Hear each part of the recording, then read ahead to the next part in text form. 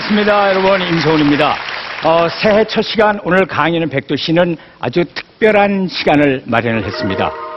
정말 헤어나올 수 없을 것 같았던 절망의 나락에서 인생의 큰 전환점을 지나서 다시 새로운 삶을 살고 계신 분을 여러분께 소개를 해드리겠습니다. 강연자가 나오실 거고요. 그리고 그동안 강연 백도씨를 통해서 우리에게 소중한 인생 얘기를 전해줬던 반가운 얼굴 또 몇 분이 나오셔서 새해 소망에 얽힌 또 여러분에게 힘을 드리는 얘기를 준비했습니다. 여러분 기대가 크실 텐데요. 자, 2013년 새해 첫 시간 강연 백도씨 지금부터 시작합니다.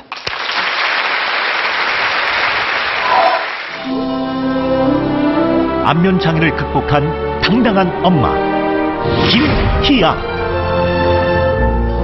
부모에게 버려진 상처는 씻을 수 없는 아픔이었습니다. 아마 얼굴의 모반 때문에 키울 수 없는 상황이 되지 않았을까. 그래서 어쩔 수 없이 저를 남들과 다른 외모 때문에 늘 고개를 숙여야 했던 그녀. 사람들이 예뻐서 쳐다보는 눈빛이랑 모습이 이상해서 쳐다보는 눈빛이 달라요. 고개를 들고 다니기보다는 고개를 많이 숙이고 다녔겠죠. 그런 그녀를 사랑해주는 가족이 있어 더 이상 아프지 않습니다.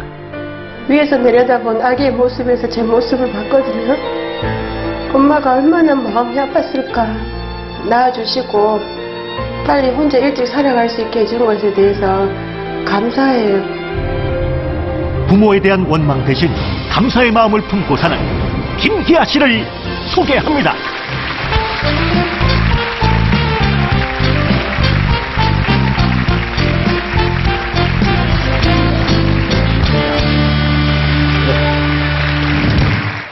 지금 대구에서 공방을 운영하고 계시죠? 예, 네. 제가 대구에서 공방을 하고 있는데요. 네. 수강생들한테 가르쳐 주기도 하고, 네. 제가 또 아이들에게 예쁜 것도 가르쳐서 이제 선물도 할 수 있고, 집도 네. 예쁘게 꾸밀 수 있는 그런 공방을 아이고, 운영하고 워낙 있어요. 손재주가 좋으셨나 봐요. 손재주가요? 네. 저에게 주신 또 특별한 선물이더라고요. 아유, 그러면 그 공방은 항상 누가 와서 그렇게 또 이제 같이들 계십니까? 제가 학교 주위에 공방이 있거든요. 네, 네. 거기에는 선생님들도 많이 오시고 또 우리 친구, 우리 아이 친구들 네. 또 엄마들도 자주 놀러 와서 같이 놀고 또 재밌게 즐겁게 보내고 있어요. 아유, 언제나 웃음꽃이 피겠네요. 예, 네. 예. 오늘 저 김혜아 씨께서 우리에게 해주실 말씀은 어떤 얘기가 되겠습니까? 제가 이제 모습이 아프다 보니까 제가 부모님에게 저의 모습을 이렇게 방송으로나마 보여드리고 저를 낳아주셔서 감사하다는 인사를 드리고 싶어서 이 자리에 섰습니다. 네, 오늘 그 강연 주제가 당신을 사랑합니다라는 그런 주제가 되겠습니다. 자, 김혜아 씨의 얘기를 귀를 기울여서 들어보도록 하겠습니다. 부탁드립니다.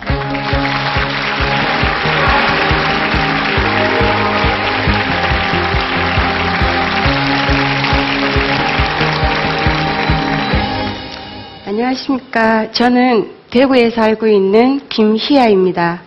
저는 이름이 참 예뻐요.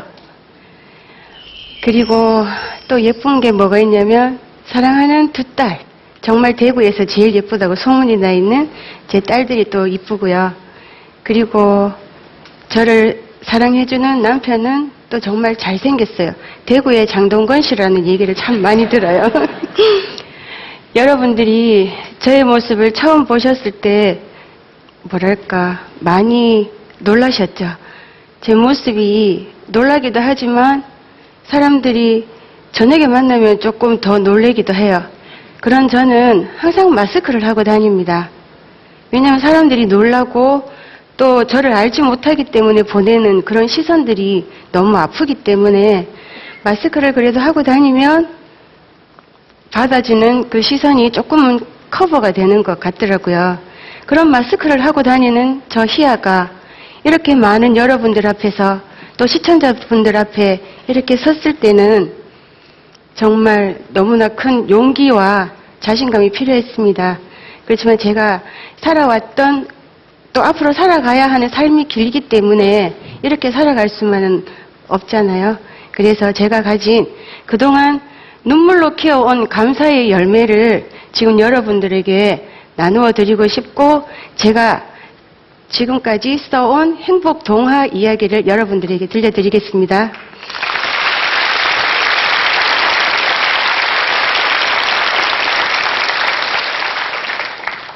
저는 제 이름이 부모님이 지어주신 이름인지 아니면 다른 사람이 지어준 이름인지 아마 다른 분이 지어주셨던 것 같아요. 제 나이가 40살이라는 나이가 맞는지 아니면 더 많은지 어린지도 저는 잘 몰라요. 저는 보육원에서 자랐어요. 구세군 보육원이라는 곳에서 자랐는데 저는 다 남들도 다 그렇게 선생님이라고 부르면서 사는 줄 알았어요. 그런 제가 초등학교 입학식을 갔는데 뭔가 다른 게 많이 보여지더라고요. 다른 아이들은 여기 왼쪽 가슴에 손수건을 달고 왔어요. 그 손수건으로 콧물도 닦고 눈물도 닦고 하는 손수건인데 저에게는 없었어요. 또 저에게 없는 게 또 그 아이들은 엄마라고 부르는데 저에게는 엄마라는 이름이 생소한 거예요. 엄마가 뭐지? 엄마가 뭘까? 그런데 엄마는 그 다른 아이들에게 다가가서 코도 닦아주고 또 안아주고 아이가 집에 가는 길이면 가방도 들어주고 저에게는 그런 것들이 없는 거예요. 그리고 또 다른 게 다른 아이들은 예쁜 가방에 예쁜 필통에 예쁜 공책이 있는데 저는 그런 것들이 없더라고요. 아, 뭔가 다르구나. 남들이 저에게 걸어가고 올 때마다 저에게 말을 합니다. 수근거리는 거죠. 얼굴 봐라. 혀를 쯧쯧 찹니다.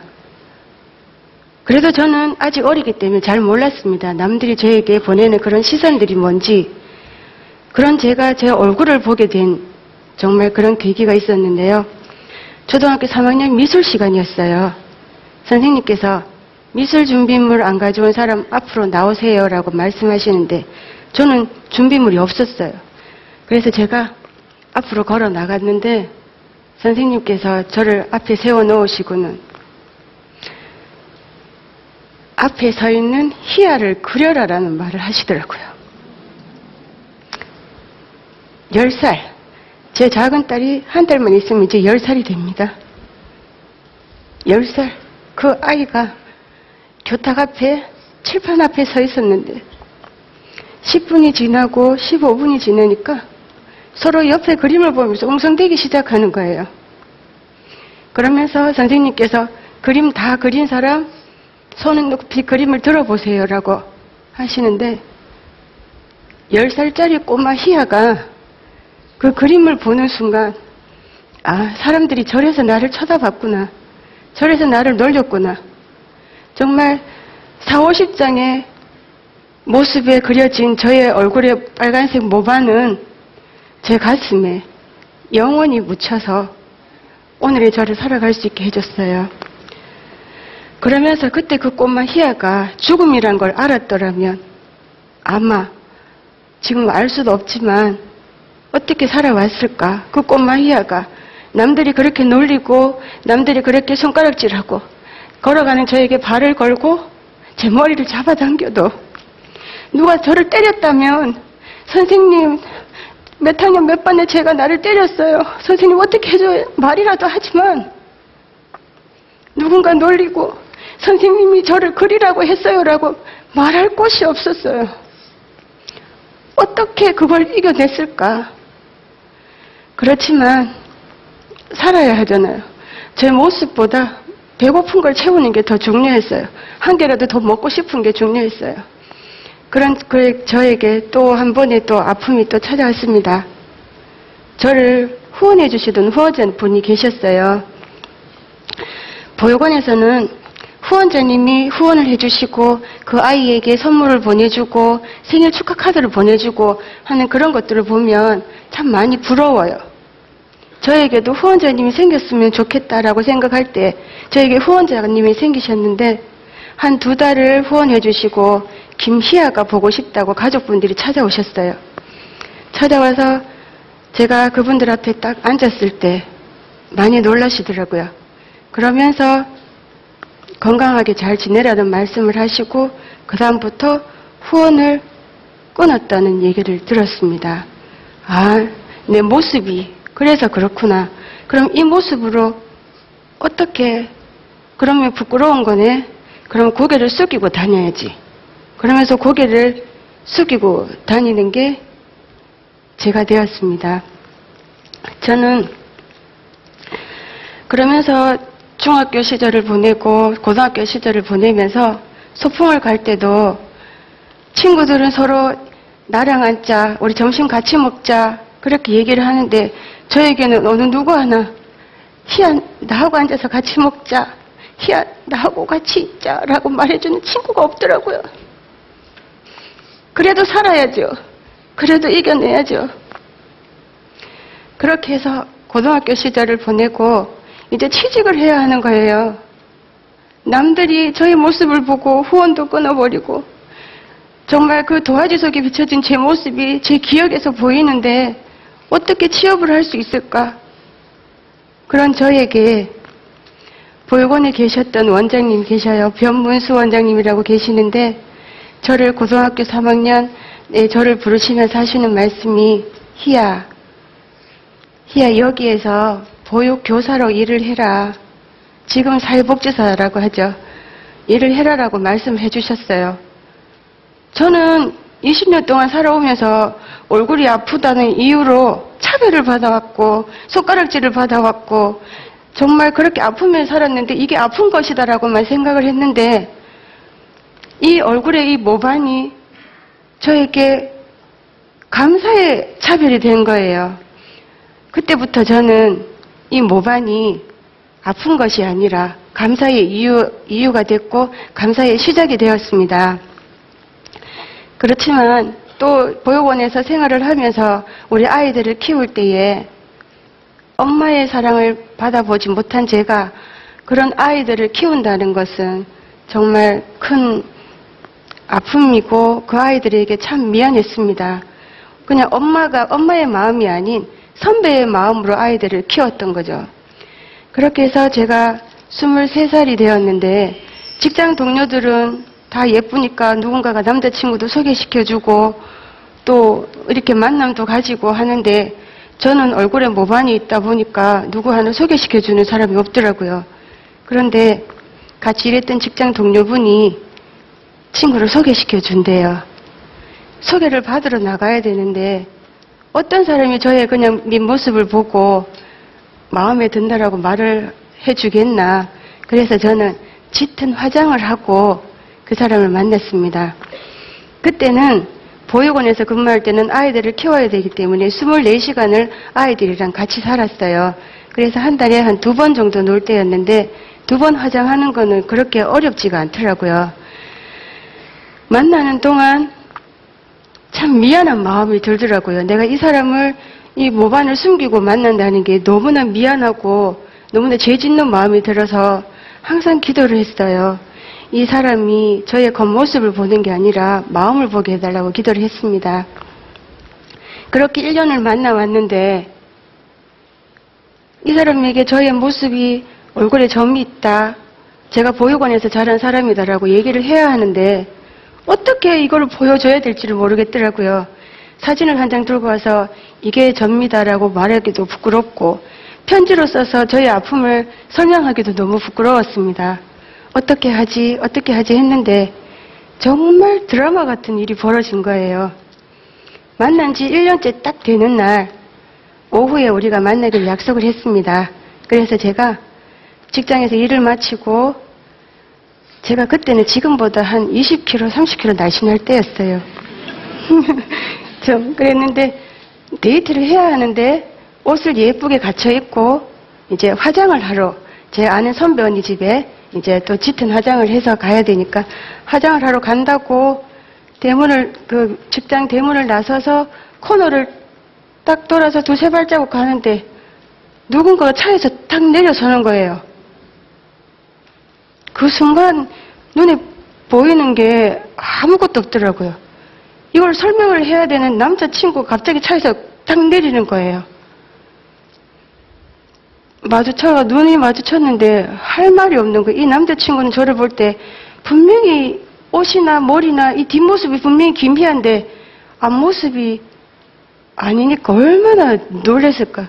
그래서 저에게 물어보는 거예요. 언제부터 얼굴이 그랬냐고. 그래서 저는 이 남자친구랑 1살밖에 차이 안 나니까 그냥 너무 미안한 마음에 왜 네 만나고부터 그랬다라고 얘기를 했거든요.